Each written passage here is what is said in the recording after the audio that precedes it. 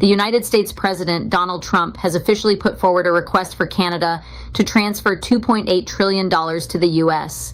He describes this as payment for past trade imbalances and economic adjustments, citing what he sees as long-standing unfair practices in bilateral commerce. To put that figure in perspective, Canada's full annual gross domestic product, the complete worth of all goods and services the nation creates each year, stands at roughly $2.3 trillion. So the amount being sought surpasses the entire yearly output of the Canadian economy. In fact, it equals about 120% of what Canada produces over 12 months. This is being directed at a fellow G7 partner for business dealings that both sides willingly carried out across more than 3 decades. Prime Minister Mark Carney, previously head of the Bank of Canada, then the Bank of England, holder of an economics doctorate from Oxford, and former chair of the Financial Stability Board, widely regarded as one of the most qualified economic figures ever to lead a government, stepped forward today. He appeared at a podium with just one simple chart, no prepared text, and proceeded to address the matter for about 15 minutes. His delivery was calm, exact, and thorough, methodically taking apart the request in a way that will likely be examined in university courses on economics and international relations for years to come. When people describe his reply as powerful, it isn't about raised voices or drama. It was a clear, fact-based, and deeply effective takedown, one of the strongest public economic responses any government has given in recent diplomatic exchanges. Later, I'll touch on Warren Buffett's brief but sharp observation, which carried similar weight. In essence, he remarked that he'd feel uncomfortable if his company's legal team issued such a letter to one of its own units. Coming from someone viewed as America's foremost authority on finance and investment, that goes beyond mild criticism. It's a strong dismissal. If you're following this unfolding situation, consider subscribing. The details of Prime Minister Carney's session offer some of the clearest economic reasoning you'll encounter this year, and it reshapes perspectives on the current trade tensions. Let's examine the request itself because the specifics only highlight its issues further. It came through official channels, the Office of the United States Trade Representative, supported by an executive directive, and delivered as formal diplomatic correspondence to Ottawa. The proposal requires Canada to pay $2.8 trillion across a decade, breaking down to $280 billion annually. That yearly sum represents close to 12% of Canada's total GDP. In other words, the expectation is that Canada would forward 12 cents from every dollar generated across its entire economy to the United States each year for 10 years. The communication included a clear warning: any lack of serious discussion on this payment could lead to the harshest trade restrictions ever seen between the two neighbors. The total breaks into 5 main parts, and each appears increasingly detached from standard economic logic. First, $1.2 trillion is labeled as correction for accumulated trade imbalances over recent decades. The calculation adds up the net trade gap between the U.S. and Canada across 30 years, then treats that figure as something Canada must repay, as though it represented borrowed funds or unpaid deliveries. But trade doesn't function that way. American buyers purchased Canadian products, received them, and settled the payments. The exchanges concluded normally. No balance remains outstanding. A trade imbalance simply records a pattern of purchases where one side imports more than it exports. It's not an unsettled debt or a pending bill. Yet this request frames it like an overlooked tab from years of transactions. Next, $600 billion is sought for supposed underpayment on natural resources. The argument suggests Canadian oil, minerals, and timber reach the U.S. at prices kept artificially low, harming American producers. Consider the contradiction here. For years, complaints have focused on elevated energy costs in the U.S., with calls for increased output and lower prices. Now the same leadership seeks compensation because Canadian supplies arrived affordably. The position seems to want lower costs while also demanding payment for having obtained them. Then comes $500 billion tied to alleged currency and trading rule violations. The charge is that Canada deliberately weakened its dollar to boost export competitiveness. Yet Canada uses a market-driven floating exchange rate with no government intervention in that process. This is not a debated point. It's confirmed repeatedly by the International Monetary Fund, the U.S. Treasury's own periodic currency reviews, and virtually every respected global monetary body. The claim isn't merely incorrect, it's directly contradicted by official U.S. government assessments. Another $300 billion target supposed harm to U.S. infrastructure from Canada's countermeasures. Those steps were lawful replies to earlier American tariffs. The logic holds that Canada's defense of its interests somehow created costs for American systems, so Canada should cover them. It's akin to starting a conflict and then billing the other side for the fallout from their response. Finally, $200 billion falls under national security, with no detailed breakdown, no clear evidence of specific threats, and no defined link. The term has increasingly served as an open justification for broad financial requests without supporting specifics.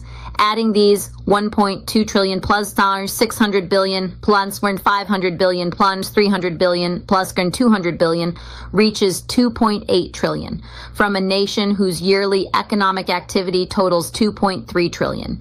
Even if Canada somehow transferred every cent of its output for a full year, every salary, every sale, every public expenditure, it would fall $500 billion short. This formal proposal went to a close ally through established diplomatic pathways. Prime Minister Carney responded swiftly, holding a press briefing in Ottawa just hours after receiving it. He used one visual, a bar graph comparing Canada's annual GDP to the requested amount, where the demand bar clearly rose higher. Speaking without notes or prompts, he maintained the steady, deliberate pace familiar from his time announcing policy at major financial gatherings. He began with the core comparison. The U.S. has requested $2.8 trillion. Canada's yearly GDP is about $2.3 trillion.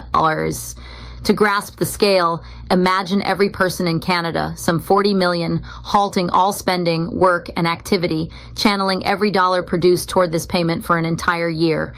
It still wouldn't cover the full amount. $500 billion would remain unpaid. He paused to let that sink in, allowing listeners to calculate it themselves. The arithmetic exposed not Canada's position, but the realism of the request itself. On trade imbalances, he clarified plainly, an imbalance does not create debt. When someone buys a product, like American consumers purchasing Canadian oil, it's a completed deal between consenting parties. Payment occurs, goods move, and obligations end. Treating a running imbalance as repayable debt resembles shopping regularly, paying each time, then later invoicing the seller for what you spent. Regarding currency, he drew on direct experience.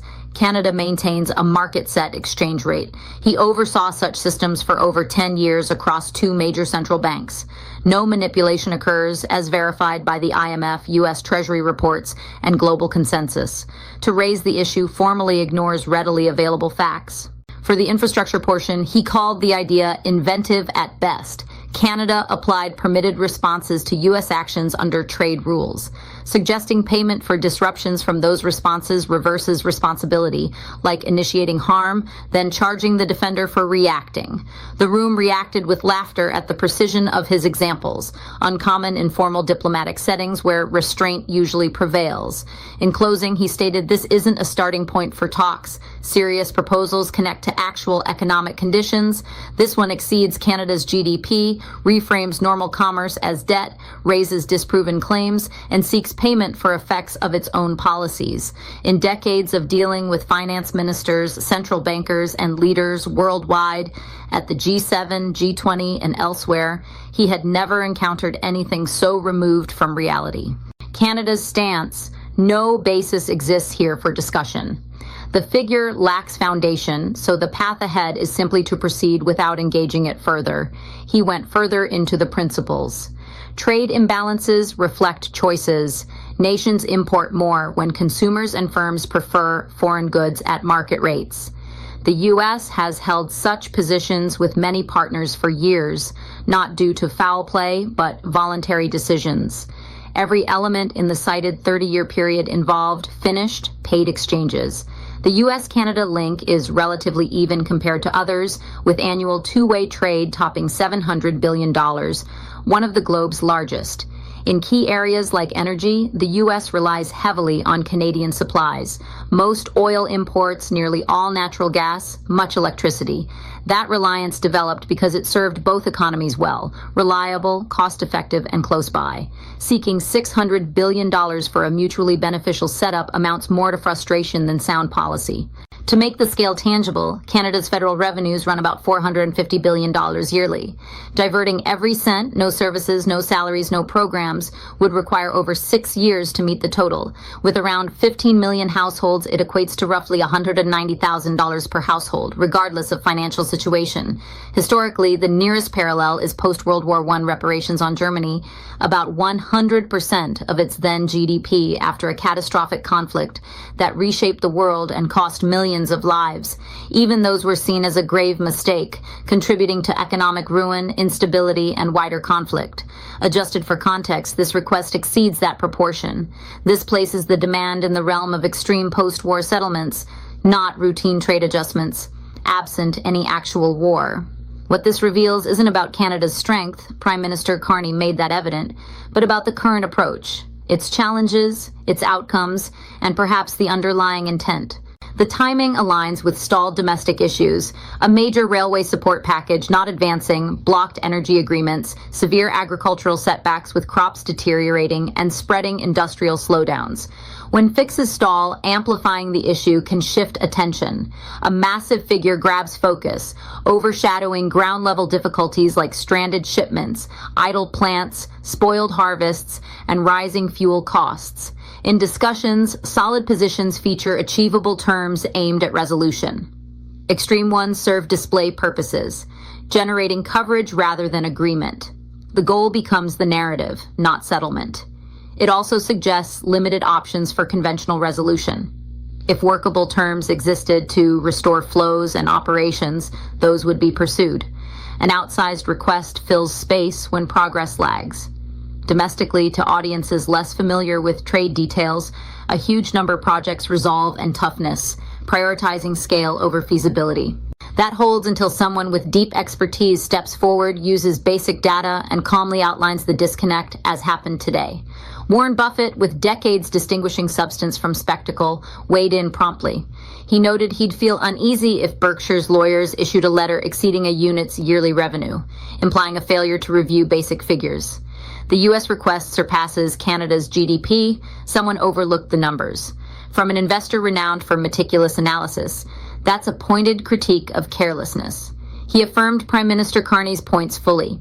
Imbalances aren't debts. No currency interference exists, and the request lacks grounding in economics, law, or allied relations history. He added that Carney stands as the Western world's most capable economic leader in office. Issuing such a request to him is a major misstep, not merely impolite, but strategically unwise, given his ability to publicly detail its flaws with unmatched authority. Buffett's endorsement of Carney against his own government's position, purely on economic merits, marks a notable shift. Markets take note when a major economy issues demands beyond a peer's capacity. That raises questions about reliability and judgment, factors beyond debt, or policy that influence investor confidence.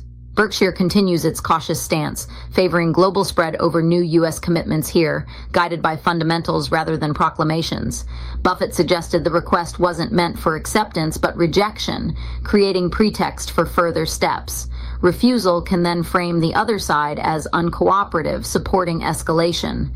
The sequence fits: initial tariffs, Canadian countermeasures slowing freight, stalled aid requests, blocked deals, now this outsized figure. Each move grows larger, more removed, diverting from unresolved issues. Yet realities persist: delayed shipments, spoiled goods, halted production, higher costs. Demands total trillions, solutions remain zero. Across from this stands a leader with central banking experience, advanced credentials, and a concise, unflinching presentation that exposed the gaps without effort.